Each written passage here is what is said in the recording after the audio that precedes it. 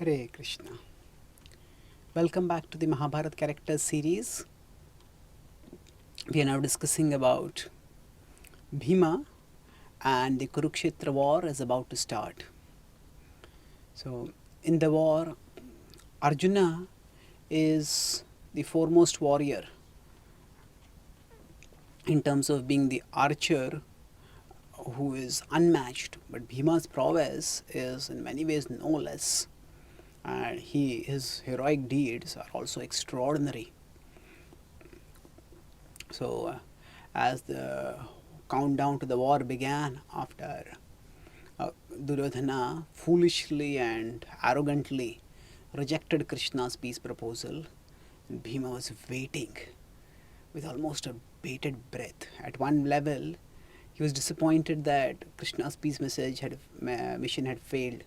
But at another level, he was happy because he knew now he would be able to honor his word.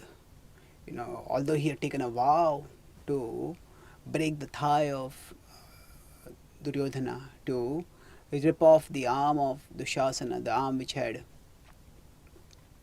disrobed and dragged Draupadi's hair, still he was ready to put aside these vows if Krishna wanted peace.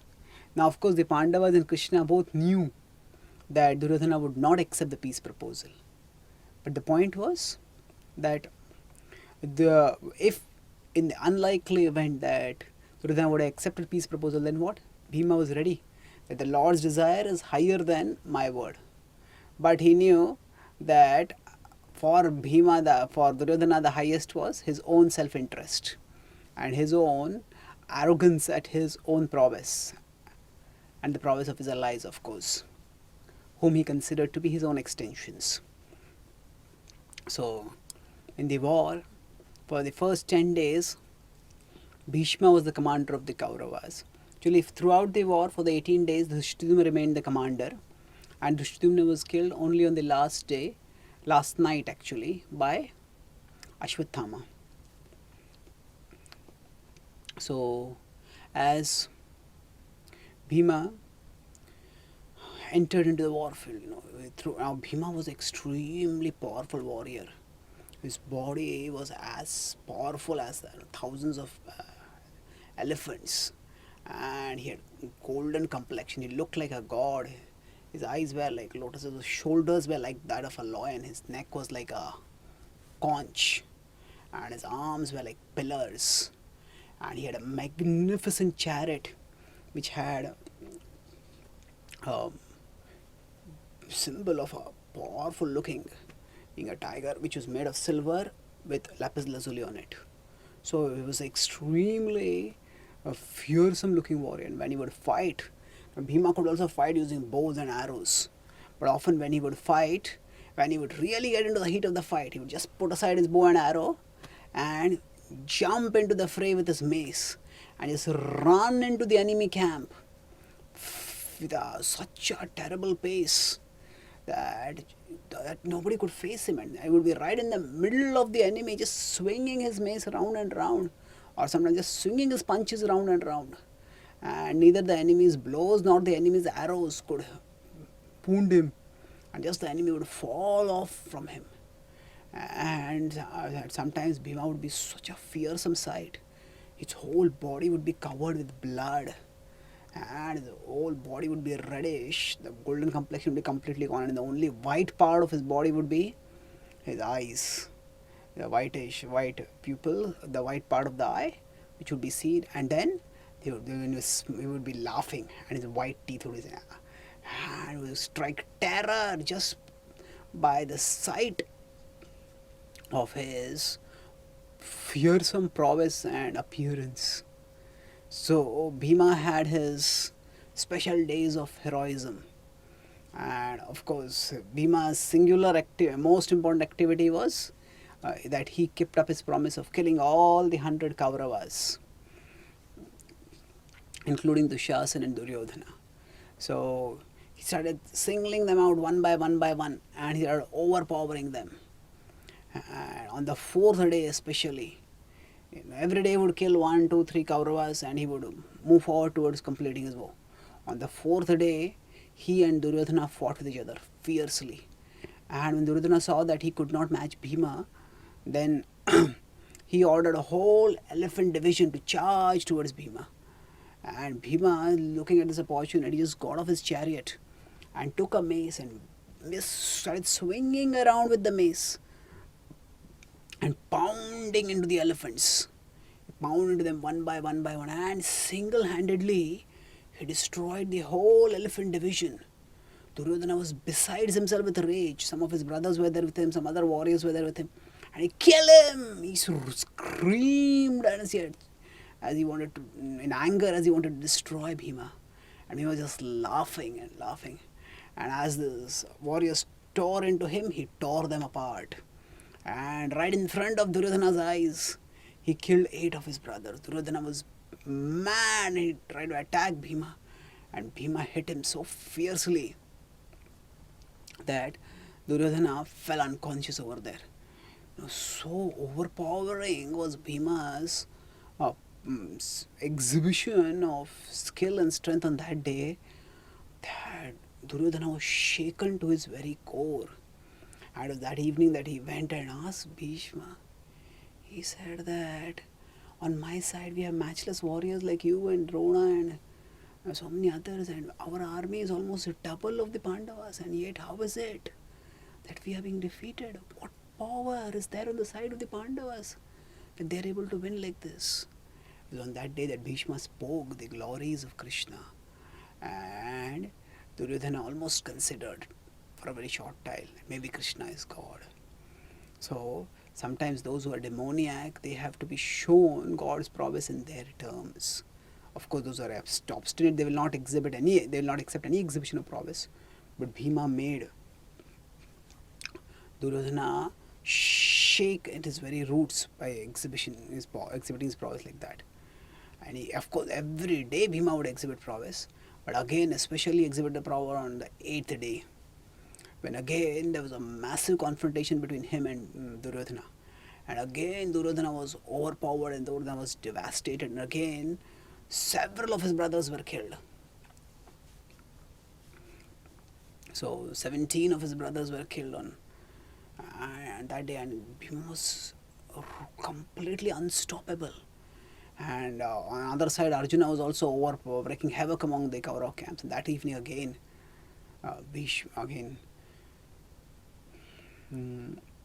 Duryodhana went to Bhishma, and this time he did not ask how is it the Pandavas are winning, because he didn't want to hear about Krishna's glories again. So what did he say? He is accusing Bhishma. You are not fighting fairly, and that is why we are dying. That is why our armies are dying and we are being defeated. He started accusing him of partiality and trying to goad him to fight.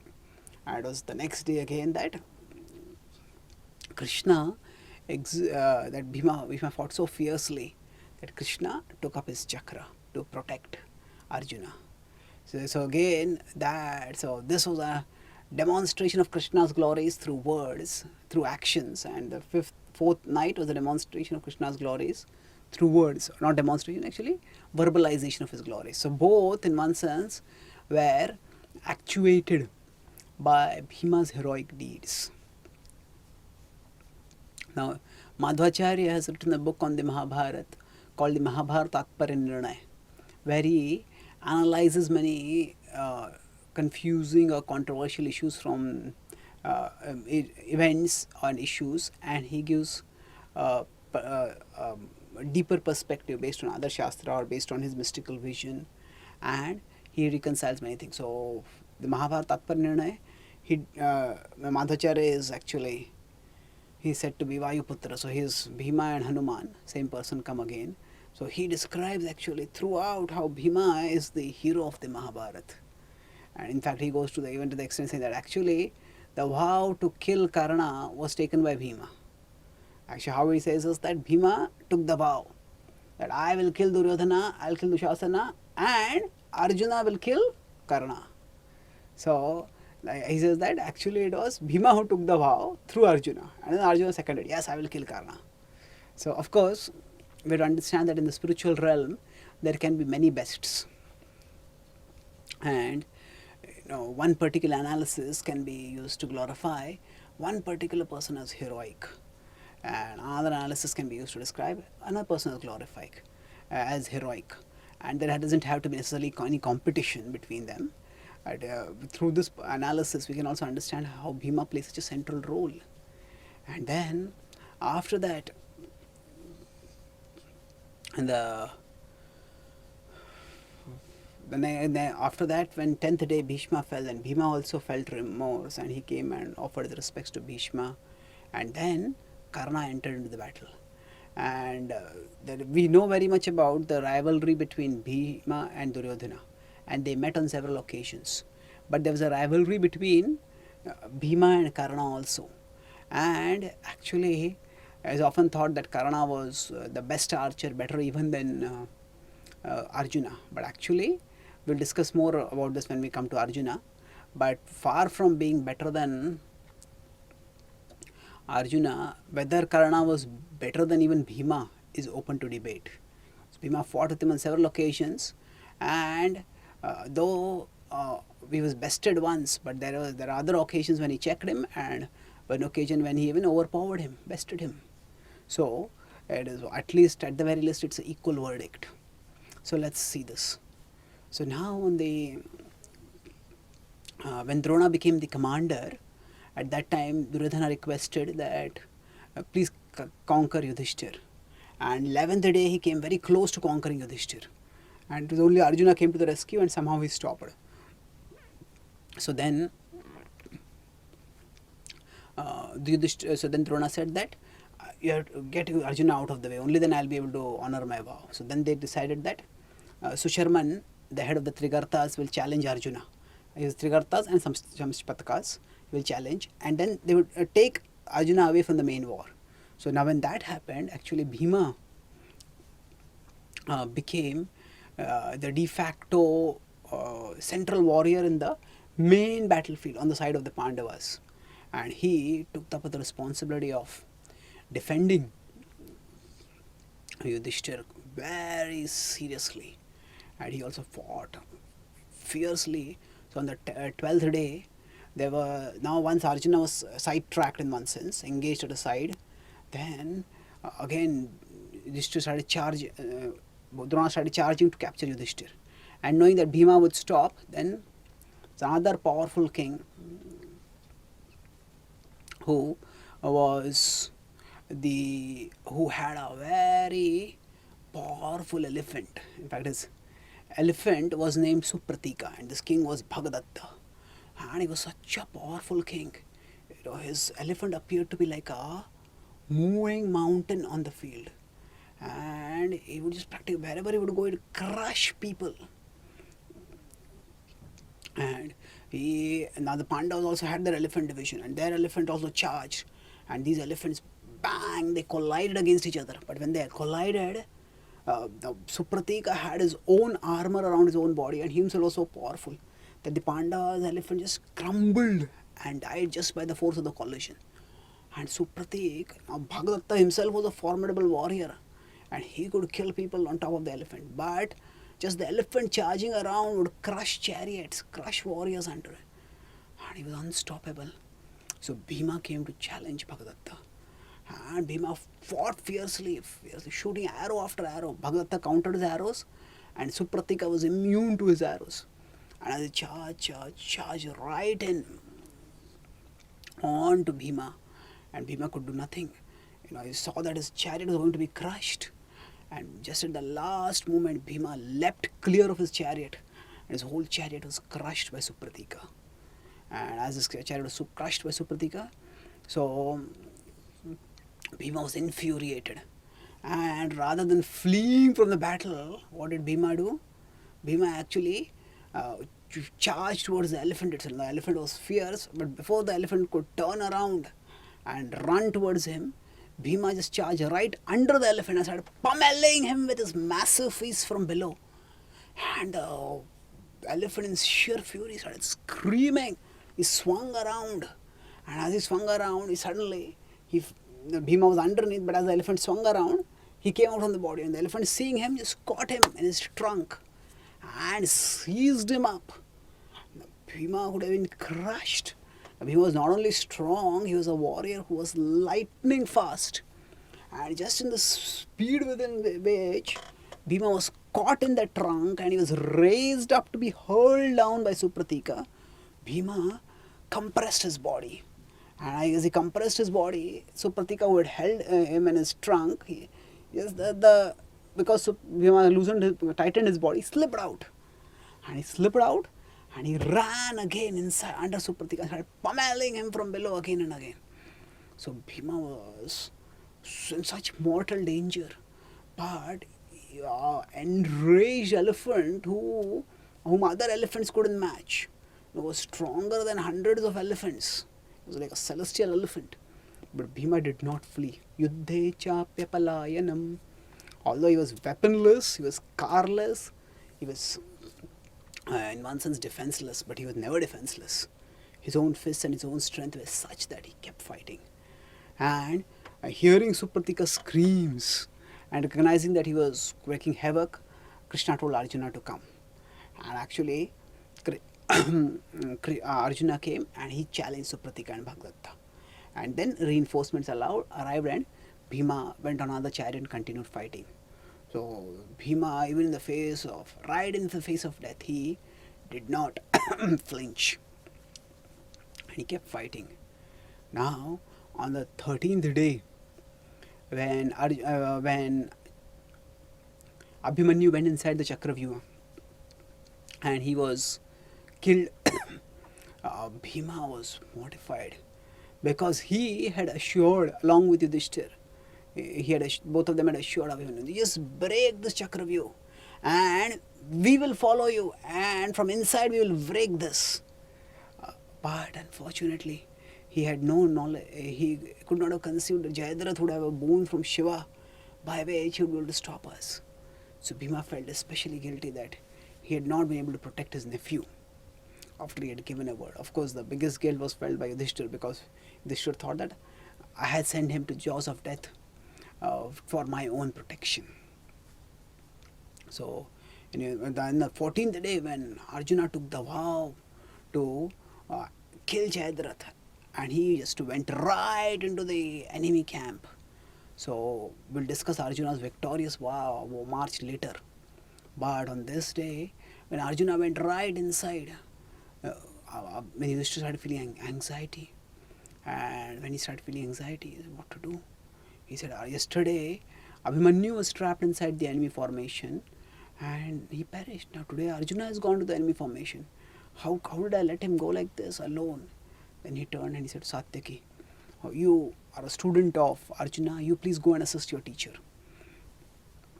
So Satyaki went, but Satyaki is young, maybe just a little older than Abhimanyu, but also quite young that way. And he started thinking, how have I sent such a young warrior inside? Then he turned towards Bhima and he said, you go inside. And Bhima was just waiting, yes, of course, the other Pandavas were also fighting, but the other warriors, they were also, on the Kaurava side and the Pandava side, they were all fighting, but they all knew the main warrior and that day was Arjuna trying to reach Jayadratha. So Bhima was itching for action, and when Yudhishthir told Bhima, can you go inside to assist? And Bhima was delighted.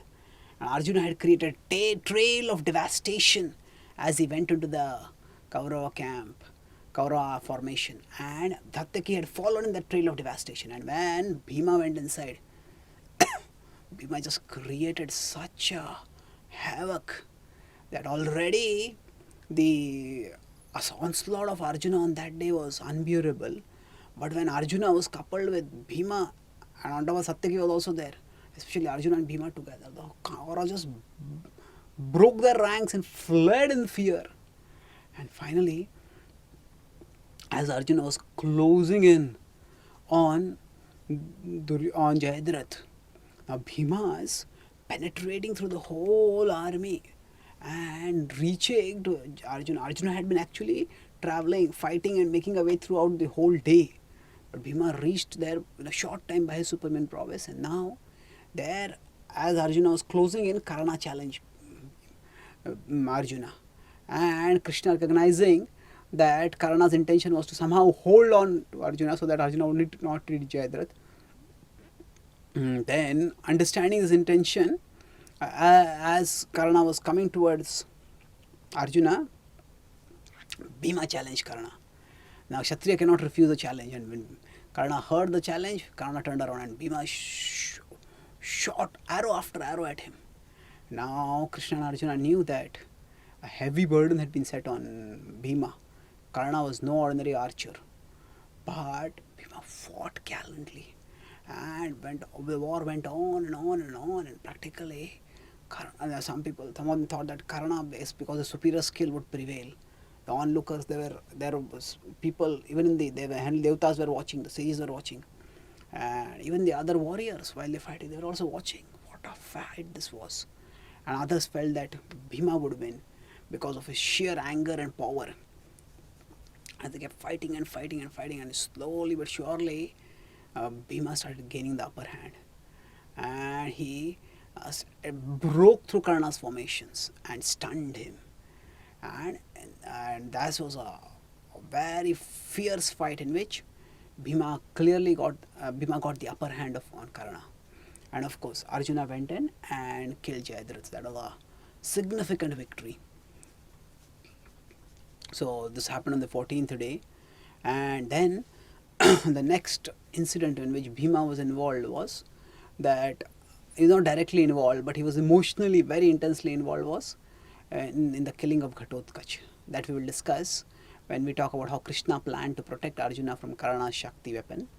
But again, at that time when Ghatotkacha was his son and he saw him being killed like this, Bhima was grief struck. But knowing that Krishna had the best plan for everyone, Bhima accepted that plan. And he was happy that now the war was coming closer to an end, because Karna had been deprived of his Shakti. Now on the 15th day, Bhima played again a very important role. What was that role? Drona was unstoppable on that day. And at that time, when Drona was unstoppable, Krishna told Yudhishthir that, remember what Drona said? How will he be overpowered? He says, when he hears some bad news, some unpalatable news from a trustworthy source, then he will give up his fighting. So tell him that Ashwatthama is dead. Now, when Krishna spoke this, there can be morality at various levels. The ultimate purpose of morality is to ensure that people are not exploited and wrongs are not perpetrated. Now, that sort of rules are required because people in general have a lower side by which they want to perpetrate wrongs and they want to exploit others. But the Lord has no such tendency, and that's why he does not need any moral rules. No, he is the supreme well-wisher of everyone, and whatever he does is for the ultimate good of everyone. So the absolute morality is to just do what the Lord says. So Bhima had unflinching faith in this absolute morality. And that's when Krishna told, immediately he agreed. And what did he do? He also knew, as a Kshatriya, that speaking in complete white lie is not proper. So he charged into the enemy formation. There was an elephant named Ashwatthama, and just smashed that elephant with his mace, and in one blow he killed that elephant. And then he came back and he spoke to Dronacharya that Ashwatthama is dead, Ashwatthama is dead. And he heard this, Drona's heart stopped beating, his legs turned into water, and his whole body started trembling. It was intolerable, the idea of his son's death. At the same time, he also, that Bhima is fickle. Now he may speak something, he may speak whatever he wants to speak just for his own purposes. So he did not pay much attention. But although he continued fighting, that doubt had been planted in his heart. And then he turned and asked Yudhishthira, and then Yudhishthira also confirmed that yes, Ashwatthama is dead. Of course, Yudhishthira also said, Rova Kunjarova, not the man but the animal. But either way, actually Bhima unflinchingly followed the instruction of Krishna. That also is an exhibition of of great surrender, and he was instrumental in the killing of Drona. There also now Bhima, he after Drona was killed, he said that, once a war has been started off, and once the Kauravas have started fighting immorally, don't get into discussions about morality now. Now we just have to do whatever it takes to win the war. And he fought on fiercely. So when the Pandavas might have become overwhelmed by moral compunctions, Bhima kept them in a fully determined fighting mode. And now when Ashwatthama came to know that Drona had been killed, and what he felt it, and he felt it was the way it was reported, they felt it was deception. So then he decided to take revenge, and he used a Narayāṇastra. Narayāṇastra is uncounterable, and he entered into the army, and he shot this astra and started burning everywhere in the forest. And Yudhishthira was shocked, and Yudhishthira said, "Oh, this is the sinful reaction for our having cheated and killed our guru." And he said, "Oh warriors, please depart to your respective kingdoms. There is no chance for us to win. I will retire to the forest." And Krishna said, "O king, be calm. I know how to deal with this." Yudhishthira did not just easily give up such an order. He saw that there was just no way to counter. Anyone who tried to counter, the enemy's power the weapon's power would increase, and that person would be destroyed. What to do in such a situation? So it was. So everybody started fleeing. Then Krishna told, "I know how to deal with this. You cannot overpower it, but you bow down to it. This is the weapon of the Supreme Lord Narayan. Just bow down to it. And if you bow down, then its power will whiz over you harmlessly." And then Krishna and Arjuna shouted to everyone, and everybody bowed down. But Bhima said, "I am a Kshatriya. How can I bow down? I will not bow down. I will keep fighting." And he saw when Arjuna had also bowed down. He thought, "Arjuna, how have you given up your Gandiva like this? Oh, yes, see, I will single-handedly fight and overcome this weapon." And he kept fighting unflinchingly. Now, the whole power of the Narayāṇastra was charging on Bhima. And Bhima was fighting heroically, but his whole body was burning. And the astra was intolerable. Although Bhima's body was almost like impenetrable, but how much could it endure? And seeing that the weapon was uncounterable, Krishna and Arjuna charged towards Bhima, and Krishna took away Bhima's weapon. Arjuna caught Bhima and dragged him down. Bhima was angry. He said, "We should keep fighting. We are Kshatriyas." So Arjuna said, "Let's follow Krishna." And then he said that Krishna told him, if this weapon could have been countered, then we would have countered it. We have to be intelligent. We have to be strategic. And then Arjuna said that, I have taken a word that I will never raise my weapon against a weapon of Lord Narayan. And this is a weapon of Lord Narayan. There's nothing, no wrong in bowing down to it. And then Bhima also agreed. So Bhima here exhibits the principle of Kshatriya not bowing down. And of course, eventually he agrees because Krishna wants him to do it.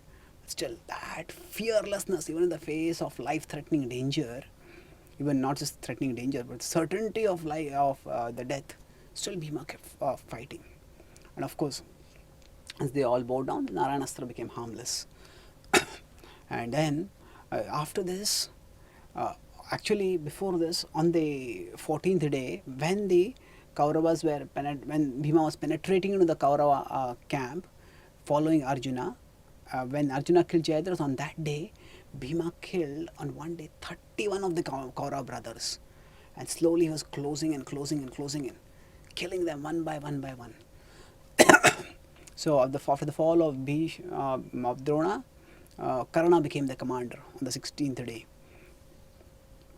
And now also there were fierce battles that were happening. And there was one occasion when Karna and Bhima fought fiercely. And finally, this particular occasion, Karna overpowered Bhima. Karna was sort of intoxicated with the post of the commander.